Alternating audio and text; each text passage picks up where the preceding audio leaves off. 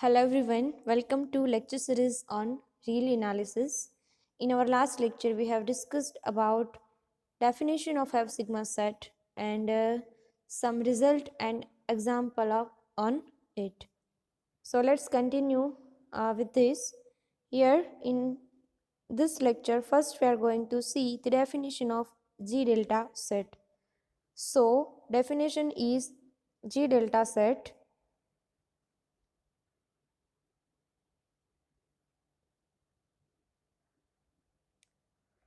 For that, I'm letting A, which is subset of the set of real number R. So I have to say that A is said to be G delta set, or you can say that A is said to be type of G delta. So if I am saying that A is said to be a G delta set if A is the intersection of countable collection of open sets in R. It means there exist open sets O1, O2, so on in the set R, set of real number, such that you can write A it as intersection of all OI where my I is running from 1 to infinity. So if I have a set A which is subset of the set of real number R, and A is said to be a type of G delta set if A is the intersection of all countable collection of open sets in R. So this is the definition of G delta set, and some remarks over here on G delta set. That first remark is any open set in R is clearly G delta set. If I am taking any open set from the set of real number R, is always type of G delta set. So second remark is open interval 1 2 union open interval 3 4 is a G delta set in R. Third exercise statement is let A is a subset of R. A is type of F sigma if and only if A complement is of type G delta. So here you have to prove both the side. So first side is first you take A is type of F sigma and you have to prove that A complement is of type G delta. So conversely, first you have to take A complement is of type G delta and then prove A is type of F sigma. So let's start the proof. First part, in the first part, we have given that A be the type of F sigma, right? And we have to prove that A complement is of type G delta. So use the definition of F sigma set, that is if here A is type of F sigma, so there exists a sequence of countable collection of closed set. This sequence I can write it as Cn. Cn is the sequence of closed set in R such that A is equal to union of Cn where my n is running from 1 to infinity. This is what the definition of F sigma set, right? So first A is equal to union of Cn where my n is running from 1 to infinity. Now take its complement, that is A complement is equal to union of Cn where my n is running from 1 to infinity. Take its complement. So here A complement is equal to union of Cn where my n is running from 1 to infinity whole complement. So is equal to, if I am giving complement union, it will become intersection. So intersection, and here is Cn complement, right? Cn complement. So intersection n is equal to 1 to infinity Cn complement. Here my Cn is closed, right? If I am taking its complement, it will become open. So let Cn complement is equal to On. where my n is running from 1 to infinity.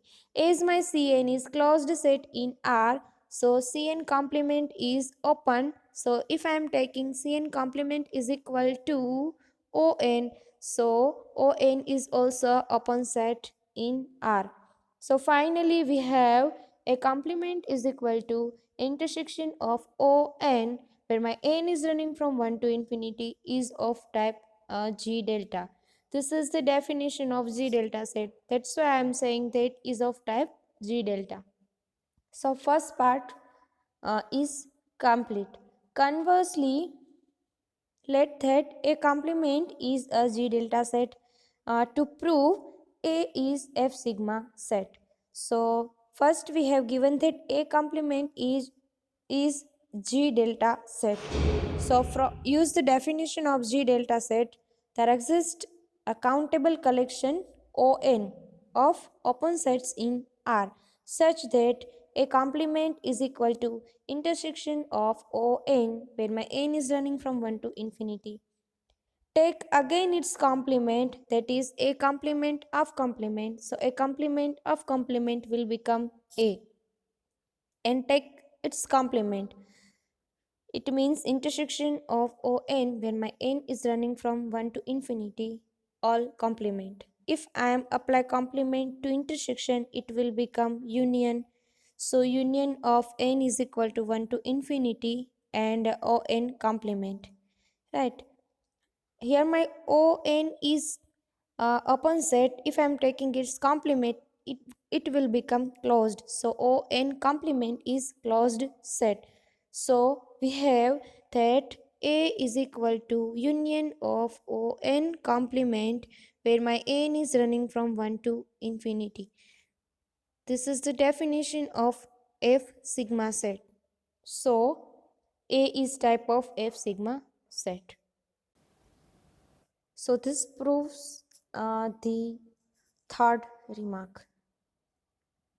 So fourth remark is Q is not G delta set. Q means it's set of rational numbers, right?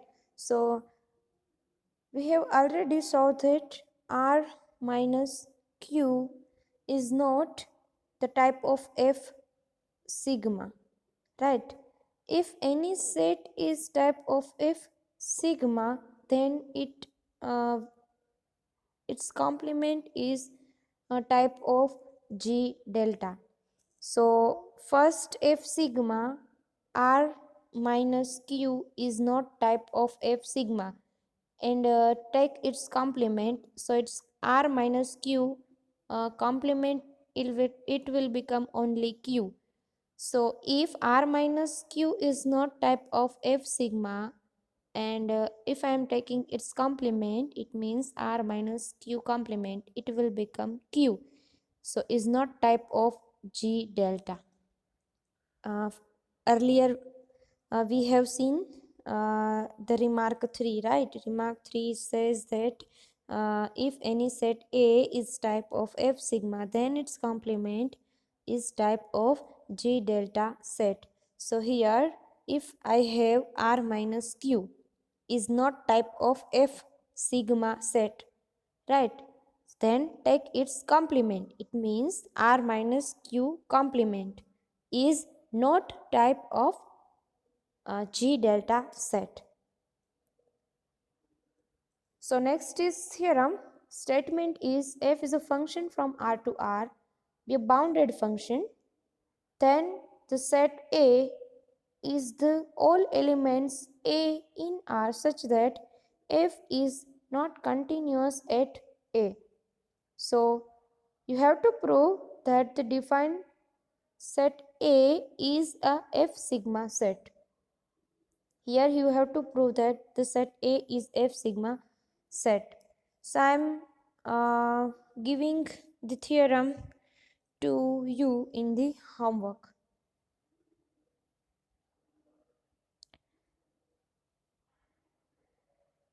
Here you have to prove A is F sigma type.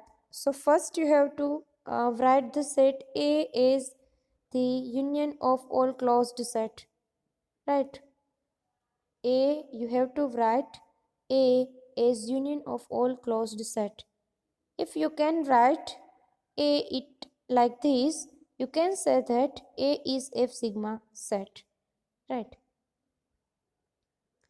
Next is definition F sigma delta sets. F sigma delta set. Must remember the definition is let A is a subset of R and A is said to be of type of F sigma delta if there exists a countable collection an of F sigma set in R such that you can write it an is A is intersection of all an where my n is running from 1 to infinity. See here, definition is F sigma, sigma then delta. So first, uh, focus on only F sigma. You can take the sequence in from F sigma. Suppose an. So this is the sequence of F sigma. Here is delta. Delta solves intersection, right? So remember that you can take it intersection, and if I'm writing this as A, then I'm saying that this A is type of F sigma delta. Similarly for G delta sigma. So for G delta sigma, take the A from R. A is subset of R. A is said to be type of G delta sigma set if there exists a countable collection an of G delta set in R such that you can write it A is union of an. So here sigma solves union, so union of this an, right? Next is Lebesgue measure. In this chapter, we first develop some preliminary result in order to study in details the Lebesgue measure on R. So first definition is measure, or you can call it as countable additive measure. So definition is let X be a non-empty set. A measure you can uh, denote it as mu on the set X is a function that mu is a function from S to R union plus infinity to minus infinity. It means S2 the system of extended real numbers where my S is sigma algebra sets on X. If this function mu satisfy the following conditions. First condition is if I am taking mu of A where my A is in the set S, so mu of A is always greater than or equal 0. And the second condition is if I am taking the sequence an is any countable collection of disjoint sets from R. Here I am using the word disjoints. Must remember this word disjoint sets from S, then mu of union of an where my n is running from 1 to infinity. If I am applying this mu to this union will become summation of mu of an where my n is running from 1 to infinity, right? This is the definition of measure, or you can say that countable additive measure. So measure is nothing but the one type of function which I have called it as mu. So mu is a function from S to system of extended real number, that is R union infinity to plus infinity to minus infinity, and this mu satisfy two conditions. So first condition is mu of A is always greater than or equal to 0, and where my A is in the set S, where my S is a set of sigma algebra on X. And the second condition is if I am taking AN, which is the sequence of countable collection of disjoint sets from the set S, then if I am applying union of AN to mu will become summation of mu of AN, where my n is running from 1 to infinity. So here given example, that is, let X be non-empty set, and if I am taking point x0 from X and I am fixed this x0 in X, define mu as p of X to R, where my p of X is power set of X, right? How I'm defining mu, that is mu of A is 1 if x0 in A, and mu of A is 0 if my x0 does not belong into A. Here then you have to prove that mu is measure on X. So in order to prove mu is measure on X, you have to prove these two conditions, that is mu of A is greater than or equal to 0 for all set A is in S, and the second condition is if I am taking the sequence AN, any countable collection of disjoint sets from S, then you can write it as mu of this union as summation of mu of the set. So let's try to solve this example. So first we now verify mu is measure.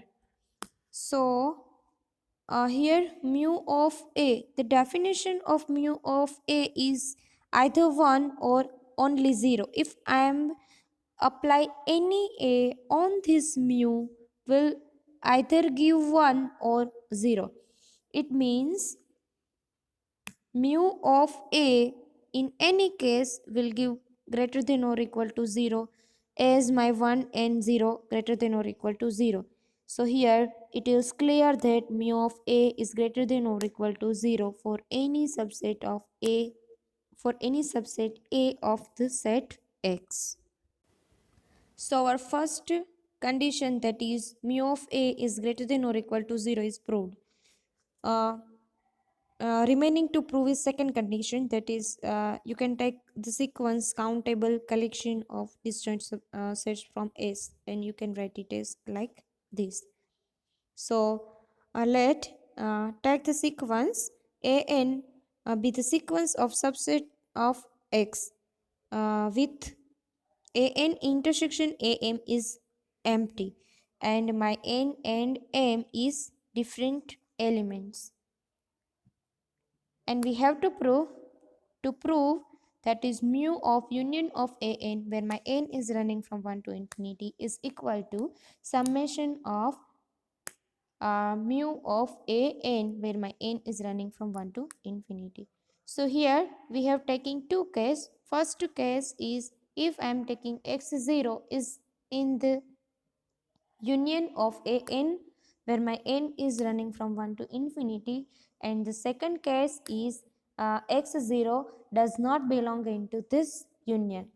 So take first case as x0 is not in this union. If x0 is not in this union, you can write it as x0 does not in the any AN for each n, right? Any or sorry, for each n. So here definition of mu is mu of A is either 1 or either 0. 1 where my x 0 is in this set A, and 0 when my x0 does not in A. So Here my x0 does not in A, so mu of A is 0. So by the definition of mu of an is 0 for each n. Right. So mu of an is 0.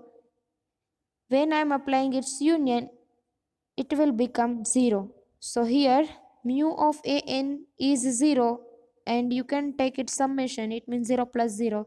It will become 0. So in the right hand side and in the left hand side will give 0 and 0. So you can here say that our right hand side is equal to left hand side. It means mu of union of an, where my n is running from 1 to infinity, is equal to summation of mu of an, where my n is running from 1 to infinity. So second case is my x0 is in the this union, right? If x0 is in this union, we can say that x0 is in some an for some n, right? So it will imply that my x0 belonging to an for some n is n.